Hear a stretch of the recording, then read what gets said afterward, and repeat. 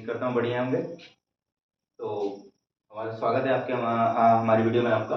और आज हम शुरू करेंगे वही अपनी एक सीरीज को जो कंटिन्यू कर रखा था, उसके आगे वाले मोमेंट में देखेंगे। हमने पिछले में देखा रॉलेट एक्ट सत्याग्रह, उसमें मैंने आपको बताया था कि तीसरा जो पार्ट है ये पूरा नहीं आ पा रहा था उसमें, तो ये हम तीसरा वीडियो बना रहे हैं इस पार्ट के लिए। उसके बाद जो एक कॉम्बिनेशन है वो आपका पूरा हो जाएगा।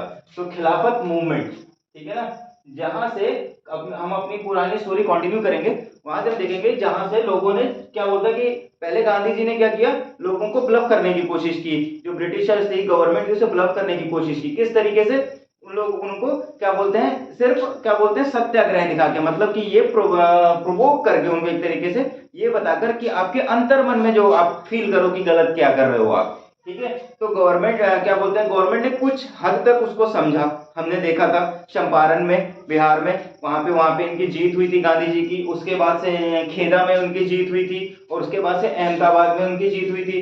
बट वहां से चीजें उसके बाद बदल गई, ठीक है ना। जब बात आई अमृतसर की, जब बात अमृतसर की आई, वहां से चीजें क्या हुई, चेंज होने लगी। अब गवर्नमेंट को रियलाइज हो गया था कि उनके साथ किस तरीके का गेम हो रहा है। तो उस गेम को रिकवर करने के लिए हमने वीडियो में देखा था, उन्होंने जलियांवाला बाग जो कांड था, इंसिडेंट था, उसको पिक्चर में लेकर आए थे। और उसके बाद हुआ क्या था, उसके पिक्चर में आने के बाद जो हमारे पीपल्स थे, जो गांधी जी के फॉलोवर्स थे, वो अग्रेसिव हो गए थे। उन्होंने वायलेंस को एक मात्र रास्ता समझा और वायलेंस को ही एक्सेप्ट कर लिया। अब उस वायलेंस को एक्सेप्ट करने के बाद मैंने आपको बताया था जो रिप्रेशन है, जो उन्होंने बैकफायर किया था, जो क्या बोलते हैं जनरल डायर ने जब क्या बोलते हैं कि मार्शल लॉ इंपोज किया, ठीक है। उसके बाद जो बैकफायर जो था ब्रूटल था कि लोगों ने वहां से क्विट करने की उम्मीद, मतलब कि जिसने क्या किया कि उम्मीद ही छोड़ दी।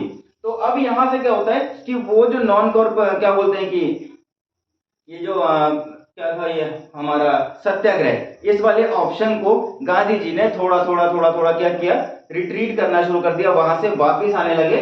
और अब किस चीज पे बढ़ने लगे वो, खिलाफत पे। खिलाफत में पहली चीज होती है खलीफा, ठीक है ना।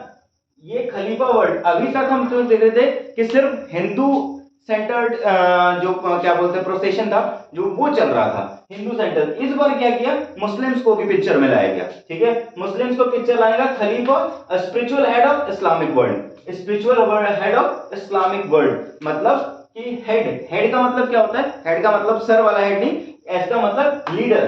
खलीफा वो है जो धार्मिक लीडर था किसमें, इस्लामिक दुनिया का। अब यहां से क्या होता है, ठीक है ना, अब ये खलीफा अगर एम्परर बन जाए, ठीक है, खलीफा मतलब कि कोई, जैसे कि हम देखते हैं इस्लामिक कंट्रीज में, ठीक है, पहले तो कुछ और था, आज के टाइम पे तो खैर बहुत मॉडर्नाइजेशन हो गया।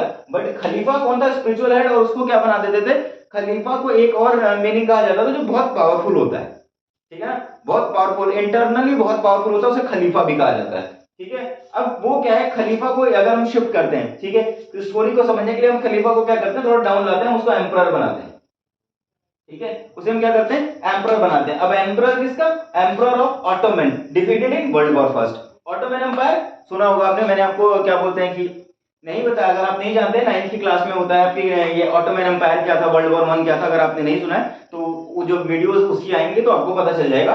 फिलहाल एक ऑटोमन जो फ्री कंट्री थी, ठीक है, एक ऐसी कंट्री ऑटोमन एम्पायर जो फ्री था। बट क्या हुआ था कि हमने देखा था कि जो एक्सेस पावर थी, उन्होंने क्या किया था, सेंट्रल पावर को डिफीट किया था। तो ये क्या है, डिफीट में आ गए थे वर्ल्ड वॉर 1 की, ठीक है। अब रूमर्स क्या था, 9th क्लास में आपने पढ़ा होगा जब ट्रीटी ऑफ वर्साइल थी, ठीक है, जो ट्रीटी ऑफ वर्साइल थी वो क्या है, हार्श ट्रीटी भी बोला जाता था। जर्मनी वाले आपने क्या बोलते हैं उस चैप्टर में पढ़ा होगा, हार्श क्या बोलते हैं, जिसमें जर्मनी को भी शामिल किया था। तो वो क्या था, हार्श ट्रीटी, ठीक है, harsh peace of treaty. Harsh peace of, peace का मतलब शांति होती है, ठीक है ना, पीस का क्या मतलब है, शांति होती है। अब आप इसी से आइडिया लगा सकते हैं कि हार्श पीस ऑफ ट्रीटी मतलब ऐसी ट्रीटी जो जबरन क्या बोलते हैं, जबरदस्ती थोपी गई थी, और उसको नाम क्या दिया था, पीस, शांति बनाए रखने के लिए। तो उसमें बहुत सारी चीजें इंक्लूडेड थी, उनसे क्या बोलते हैं वेपन्स का, आर्मी का, और क्या बोलते हैं कि मतलब कि वो किसी चीज पे डोमिनेंट हो सके, ठीक है ना। ऑटोमन एम्पायर हो, जर्मनी हो, वो किसी चीज पे क्या बोलते हैं अधिकार अपना साबित कर सके, अपना अधिकार बता सके, वो सारे अधिकार क्या बोलते हैं उन कंडीशन से उनको दूर कर दिया गया था। यही रीजन था कि हमने एक पर्सन देखा था, अडोल्फ हिटलर, जिसने दुनिया को ऑलमोस्ट क्या बोलते हैं बर्बाद भी कर दिया था और दूसरे विश्व युद्ध में तो झोंक ही दिया था 100%। ठीक है, ठीक है। अब क्या है कि रूमर्स क्या था कि ऑटोमन एम्पायर पे क्या थी, was going to be harsh piece of treaty was going to be imposed on him, masses were angry। मतलब कि जो लोग थे वो नाराज हो गए थे। ऑब्वियस सी बात है कि आप पहला पर्सन हमने देख ही चुके हैं 9th क्लास में जो नाराज था इस चीज से प्रॉपर तरीके से, वो था अडोल्फ हिटलर। ऐसे बहुत ही लोग क्या बोलते हैं नाराज होंगे इस चीज से, ठीक है। बट एक पर्सन ऐसा जो बिल्कुल सामने आ गया था सबके खुल के और उसने पूरी तरीके से तबाही मचाई, ठीक है। ये तो चीज वर्ल्ड वॉर की हो गई थी। यहां से हमें क्या मतलब, क्योंकि हम तो बात कर रहे हैं कि नेशनलिज्म इन इंडिया और ये तो कुछ और ही सर बता रहे हैं। अब यहां से शुरू करते हैं, हमारी स्टोरी आएगी रोल में। क्या बोलते हैं प्रोटेस्टेड बाय खिलाफत मूवमेंट। यहां से शुरू हुई थी खिलाफत मूवमेंट, मतलब खलीफा के भी खिलाफ चले जाएंगे, ठीक है ना, खलीफा के भी खिलाफ चले जाएंगे, क्योंकि हारने के बाद ट्रीटी ऑफ क्या बोलते हैं हार्श ट्रीटी पे आप सिग्नेचर कर ही क्यों रहे, हम आपसे बगावत करेंगे। तो खलीफा की भी खिलाफत शुरू हो गई थी। तो खलीफा की जब खिलाफत शुरू, तो हमारे यहाँ खलीफा कौन था उस टाइम पे, ब्रिटिश गवर्नमेंट, ठीक है ना, जो हेड थी कंट्री की। और मैंने आपको बताया ना इंटरनली बहुत स्ट्रॉन्ग थी, तो उस समय गवर्नमेंट इंटरनली बहुत स्ट्रॉन्ग था, ठीक है। तो खिलाफत उसकी होनी चाहिए थी। और मेन ये नाम रखने का क्या रीजन है, ताकि मुस्लिम्स को भी पिक्चर में लाया जा सके, क्योंकि यहाँ पे देखो मैंने लिखा भी है, देखिए possibility of uniting Hindu and Muslim and क्या कहते हैं and launch a wide movement. अब क्या है कि सिर्फ हिंदू अगर इस पे एक्ट करेंगे तो पॉपुलेशन थोड़ी कम है, ठीक है, लेकिन अगर मुस्लिम्स करेंगे तो पॉपुलेशन थोड़ी ज्यादा होगी। तो इन्होंने क्या किया, खिलाफत मूवमेंट नाम देकर क्या है पॉसिबिलिटी को बढ़ाया था, ताकि लोग जो है जो मुस्लिम पीपल्स हैं और जो हिंदू पीपल्स हैं वो मिलकर एक बहुत बड़ा उसको मूवमेंट बना दें, ठीक है, एक बहुत बड़ा प्रोटेस्ट बना दें। तो वहां से एक नाम निकल के आता है जिसने क्या बोलते हैं बाद में बहुत कुछ डैमेज भी दिया हमको, ठीक है।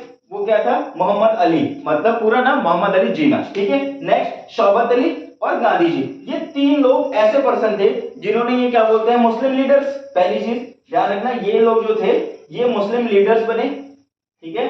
और गांधी जी ऑब्वियसली हमको पता है सबके लीडर थे, ठीक है। तो पिछली वीडियो में हमने देखा था कि राजेंद्र प्रसाद भी मिले थे, ठीक है, और सरदार वल्लभ भाई पटेल भी मिले थे। अब दो लोग और मिल गए, चार लोग हो गए, ठीक है।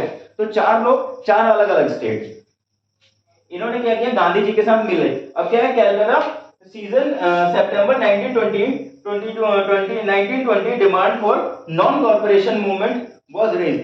नॉन कॉर्पोरेशन मूवमेंट यहां से शुरू होता है 1920 में, ठीक है। क्वेश्चन बन सकता है कि when did non corporation movement राइज्ड, ठीक है ना, when did non corporation movement राइज्ड, I am sorry, ठीक है ना। तो कलकत्ता में सितंबर में 1920 में डिमांड उठी, क्या बोलते हैं non corporation movement. Non corporation movement का आप हिंदी मीनिंग लिख लीजिए असहयोग आंदोलन। इसमें भी युद्ध की जगह कहीं नहीं है, हिंसा की कोई जगह नहीं है। तो ये आज की वीडियो थी, उम्मीद है आपको आज की वीडियो पसंद आई होगी। Keep watching, thank you.